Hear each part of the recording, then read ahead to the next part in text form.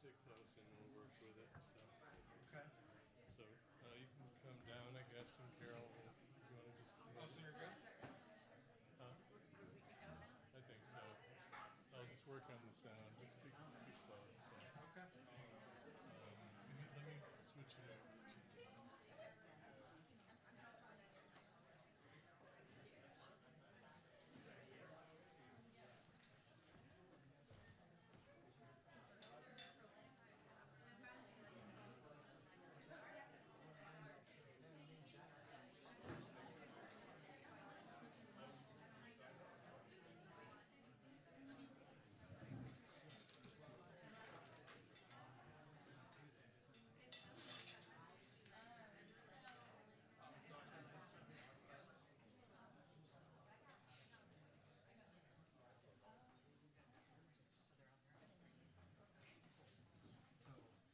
I'm just going to introduce you. Okay. And then so an open mic after. Yeah, because this is streaming, so that's. Come on. Hello. Hey, welcome to Caffe Lena Poetry. Hey.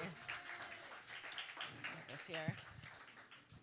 So this is a great crowd for January 3rd. Let's we're streaming now. We're gonna have Victoria come up in just a minute. Let's let the streaming audience hear how many folks we got in the room tonight. There's a lot of you. Right? It's pretty good.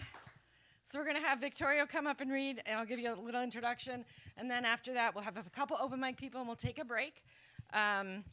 We are gonna start out with Victorio Reyes Asili has a PhD from the University at Albany. His dissertation was entitled Mic Check, Finding Hip Hop's Place in the Literary Milieu. He has an MFA in creative writing and poetry from the Vermont College of Fine Arts. He was, in the first year that we started this, he was one of our featured poets, and he gave us a great boost. We had a great crowd that night. I first met him in Binghamton when he was a small boy, and we were. His father was very cool, much cooler than I was. But we were in a car somewhere, and I was in the back seat, and he and his father had this beautiful little conversation about tree frogs in Puerto Rico that I copied down and turned into a poem, and got an A in my poetry class. So he has published in many literary journals, the Acentos Review, Word Riot, Pilgrimage Magazine. His work has been anthologized in volumes like Chorus, a Literary Mixtape, Poetry Inspired by Hip Hop, Black Lives Have Always Mattered, and Erase the Patriarchy. He is, as well as a scholar and poet, he's been a lifelong activist. He served as the executive director of the Social Justice Center in Albany for 11 years. Please give a huge, loud welcome to Victorio Reyes Asili.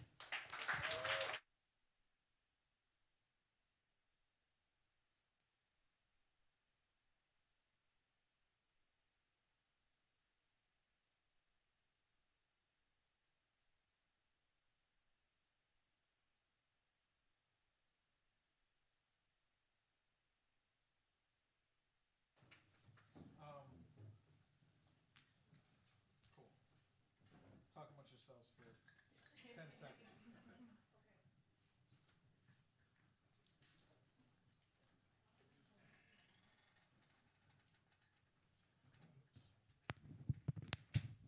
I'm really sorry. Can you swap this without my? Sure. We're in relax. Yeah.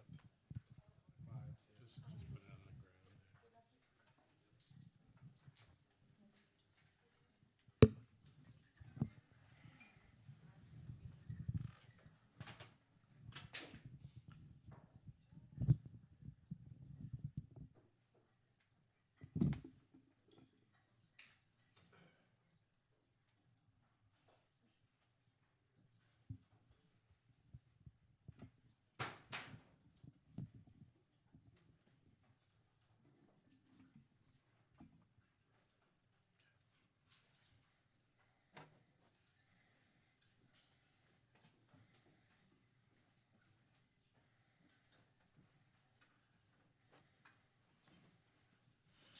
All right. Oh,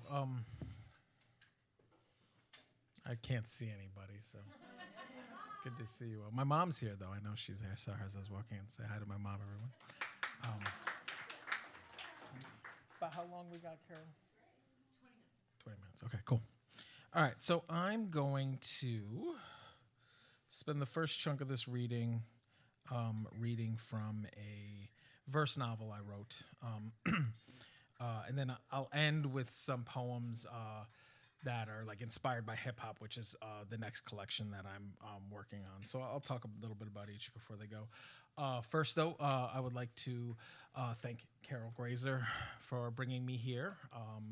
As she said, I was one of her first featured poets at the Caffe Lena open mic.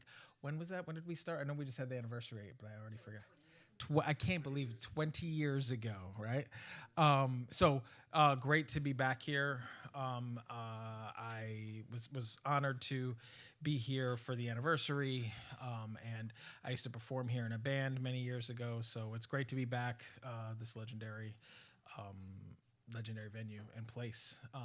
And it's great to be in a room full of people who appreciate poetry, right? So give a shout out to yourselves.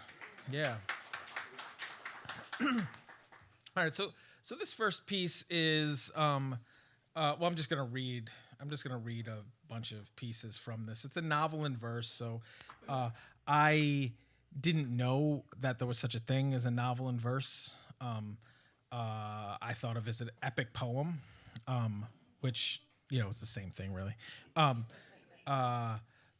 you know, I came to learn that there was, so I was thinking, I'm like writing poems, but it had this character, and the character kept showing up, and the character then all of a sudden had friends, and like all these poems sort of came together about these characters, and like it ended up having like an arc and stuff. So I'm not like a fiction writer, although I guess I am, because this is, you know, what we call a novel in verse, so therefore it's fiction, but I'm a poetry writer, right? So I didn't realize I was doing this until I was sort of halfway done, and then I was like, oh, I think I'm doing this. So I'm going to share it with y'all. Yeah, I think that's good. That was a good intro, right? Yeah. So the main character is named, so the name of the novel in verse is The Tales of Happiness Santiago, and that's the main character. Happiness was walking down the avenue, struggling to hold his anger. He usually admired the ways the walls of the city came to life with cotton candy scribbles and sorbet-infused highlights. Making his way past beeping cars, lovers holding hands, dog walkers, busybodies sitting on their stoops. It ain't easy hiding a waterfall inside your heart. He scrambled through the back window of his studio. Being home, he could feel the texture of magenta and indigo, the density of each shade, powder rubbing onto his fingers, creating a hue he'd never seen. He plopped into his chair, comfort lasting a millisecond or less. Swelter began to rush through his body. His internal rapids continued to warm. He felt fever start to boil. He stared at the mural on the wall he painted a few weeks ago, a little lizard just added yesterday to the right corner. The reptile's eyes fixed on a stream. Happiness glanced over to the brook. Water was pouring into the basement. Unconcerned, he looked at the lizard. As the water rose up to his knees, he didn't move. The bricks pulled away from the wall. Just to the left of the small creature, the lizard had held on long enough and ran into the woods. Like a zipper, the bricks loosened. One by one, the wall was beginning to wash, opening the bricks away, the mural melting the water, engulfing him. What I didn't tell you all is this is also a visual poem. And so when I'm performing it, I'm trying to sort of show you what it looks like on the page. So that's why I do these hand motions. I mean, I'm Puerto Rican too. That's part of why, but y'all get it. Kindergarten. Dropped off by Carmelita. Mijo, she said, this will be good for you. Magic is lonely without company. He disagreed, said nothing. Kiss on the forehead, gone. Mrs. Travasoni walked happy to the center of the classroom. A squat little boy approached. Hey! Happiness felt his heart ease slightly. Hi. My name is Arelito. Walking off together, playing with blocks, no words, peas in a pod.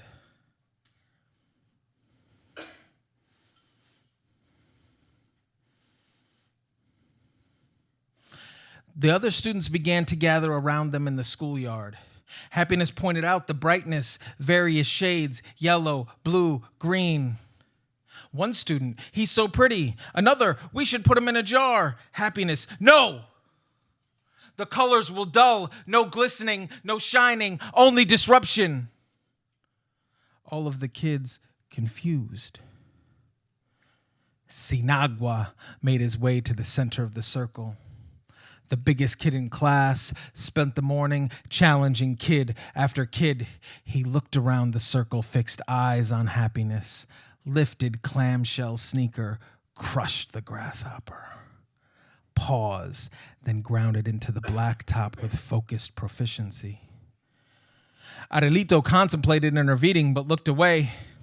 Happiness watched the back and forth friction between the rubber sole and blacktop. He started to boil.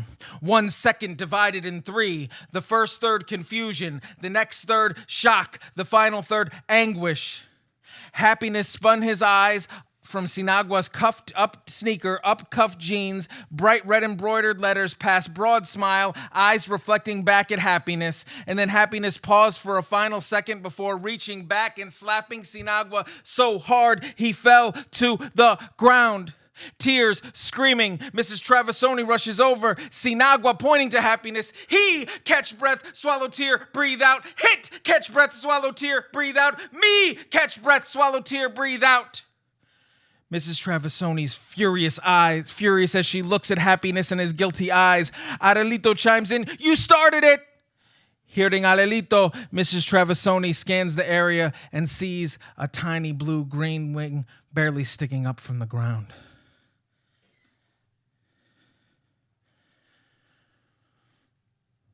How y'all doing? Good. Okay.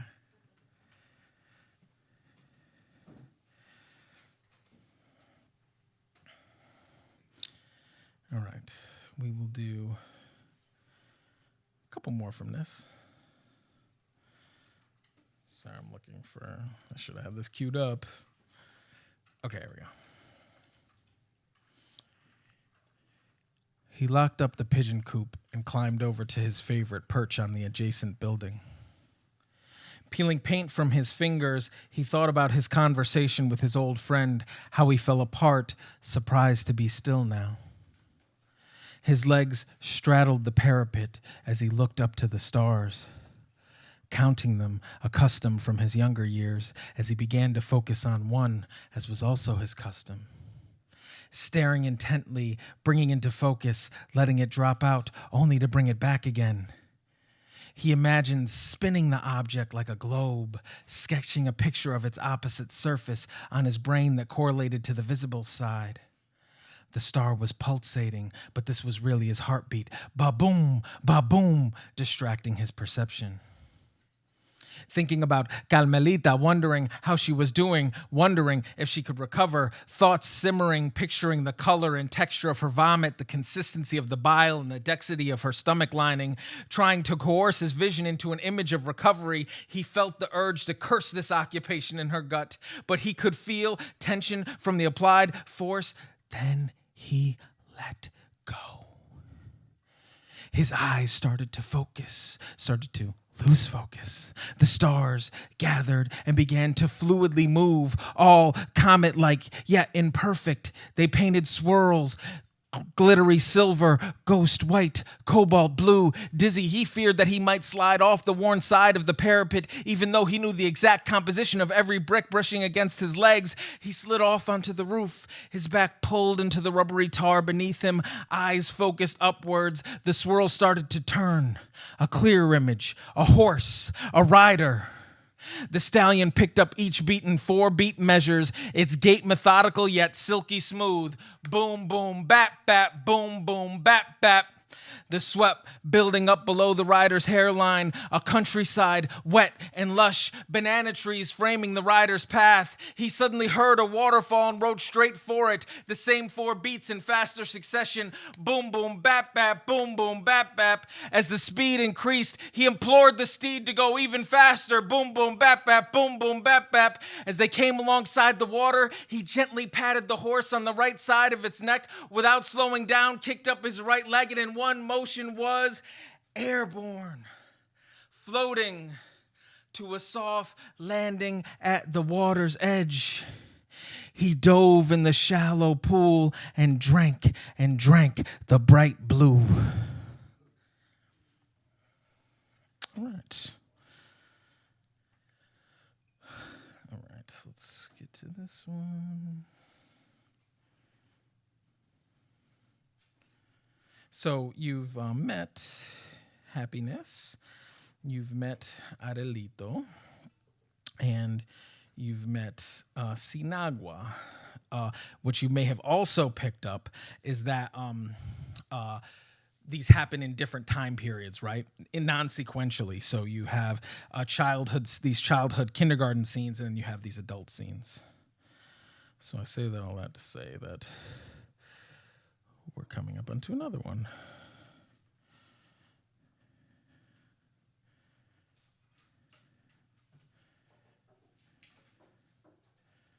No, not that.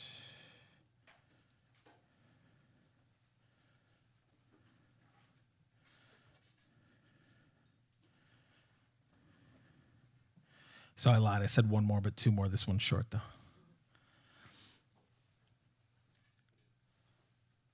I'm not going in, Adelito explained. In one direction, a winter wonderland. In another, a snowy modernist dungeon, perfect lines interrupted by mounds of snow and spirals of barbed wire. Happiness got out of the Impala, hesitated. You all right? Adelito said, rolling down the window. Yeah, yeah, I guess, I don't know. I'll be back in a couple hours, don't worry. They won't keep your ass in there. They don't lock people up just for visiting. Besides, I'll tell them how crazy you are, and they'll definitely kick you out. Chuckling, Adelito rolled up the window and drove off. Happiness approached the big metal doors, pressed buzzer. A voice came back at him. Yes? I'm here to see my prisoner. Name? Huh? The name of the inmate you are visiting. Oh, Sinagua Vasquez. The voice said nothing. Buzz. Happiness opened, paused, entered.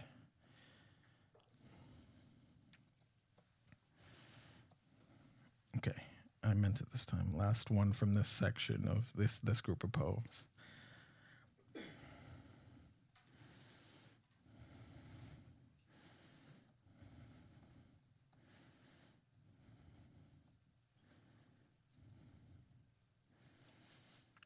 Happiness felt silence take over the room. Was time standing still again? He realized that time was still moving because he could hear breathing.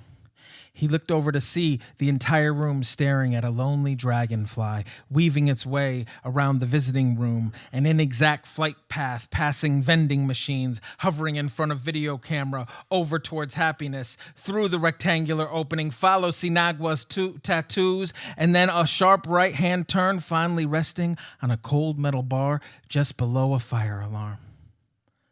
No one said a word, in awe of the latest visitor. The silence finally interrupted by a prison guard inaudibly mumbling.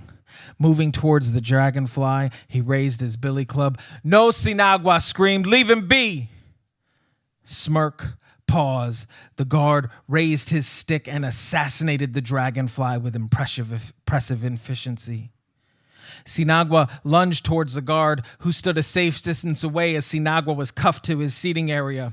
He persisted with the futile endeavor. The sheer size of his frame almost gave the illusion that his physical prowess could overcome this dilemma. The guard said in a rural voice, almost southern, "Calm down, Vasquez." "No," he responded, continuing to lunge in the direction of the officer in vain. 3 guards joined the other, raising their batons, moving towards him. All of them hesitated as their advance only made Sinagua lunge more ferociously. Despite the mismatch, they knew one of them was likely to take an elbow. One guard grabbed a small cylinder, sprayed towards him. He let out a scream, as did a guard who caught Sinagua's shoulder with his kidneys. They sent a cascade of batons over Sinagua's back. The waterfall continued. He tried to push it back. Finally, he crumpled to the floor. The guards rearranged his chains and picked him up. Horrified, Happiness looked at Sinagua's face, still conscious, tears flowing, matching the ones on Happiness's face. Powerless.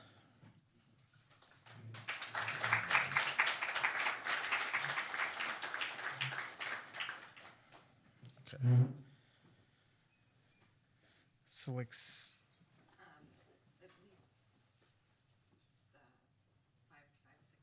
Cool, that's what I was thinking. All right, so this is for my next project. It's currently a chapbook that I'm turning into a poetry length book. It's called Crown Me, an American mixtape, and it's 3 types of poems. It's erasure poems, sonnets, and prose poems, all speaking to or in conversation with hip hop. I have broadsides of some of the poems from this collection here. So I'm just going to read you a couple sonnets and one of the erasures. Oh, the title is Crown Me. As you guys probably know, a series of sonnets is called a crown.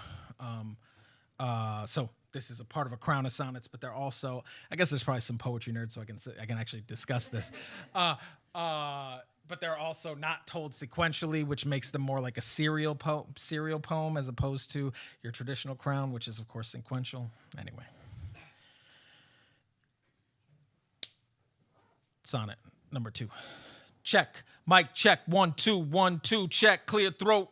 My rhymes descend from some way back griots with complex things, soliloquies designed to mesmerize the candle wick ignite. The ancient rites get passed across the globe, parts unknown. Lo and behold, back in the fold, retell the paradox untold. This here verse foretold the second coming. This here the resurrection, new from old. Remind these fake MCs that my lines is blind like the sun is cold. My medicine be for healing the world, and your spirit be transformed by that old school redux, retold to excavates law's lives. Reborn past time. We're told to excavate lost lives, reborn past time. Sorry. All right.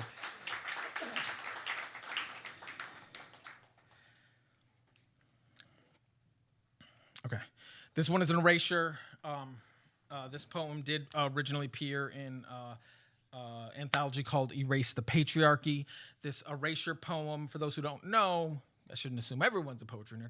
An erasure poem is when you take an original text and you erase part of it to create a new poem, right?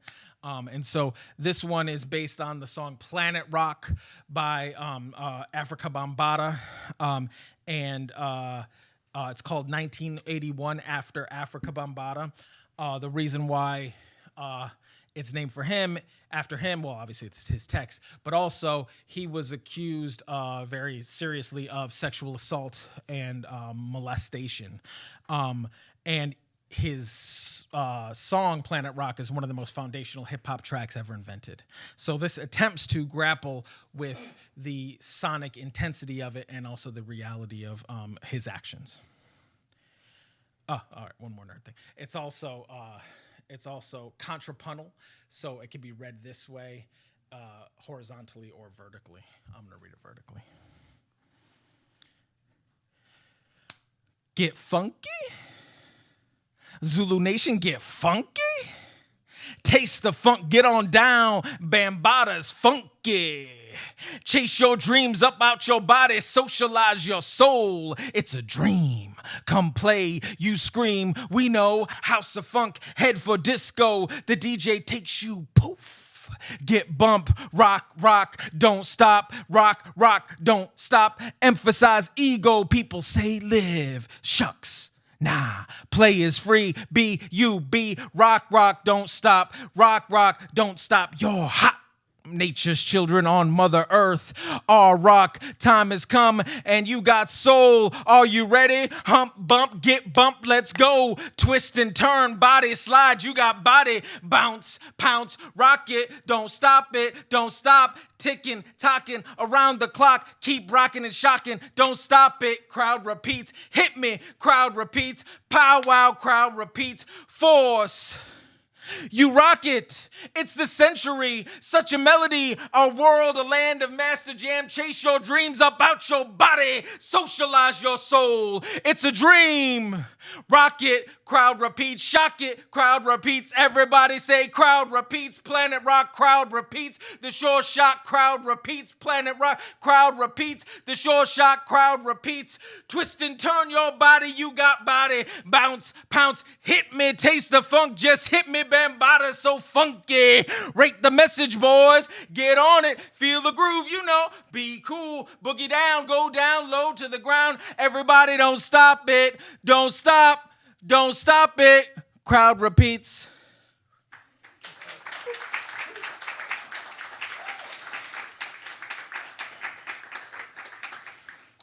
I'm getting kind of old for performing like that. I'm like, man,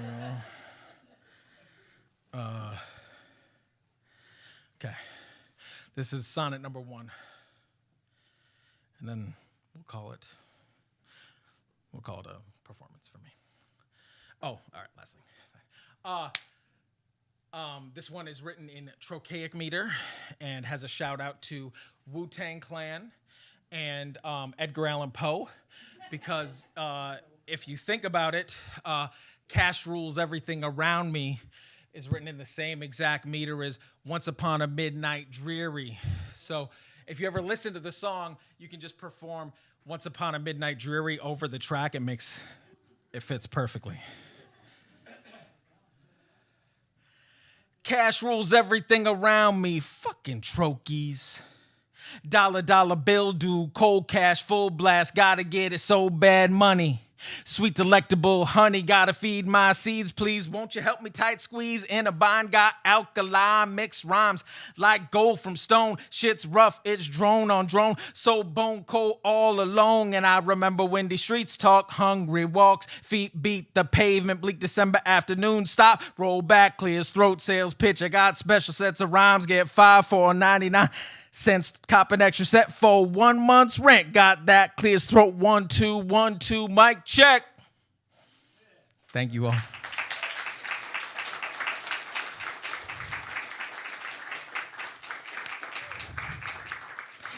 Thanks again to Carol for hosting me, to Caffe Lena, and to all of you wonderful people for being here. All right. And like I said, I'll have broadsides of some of those poems out there if somebody wants. Thank you.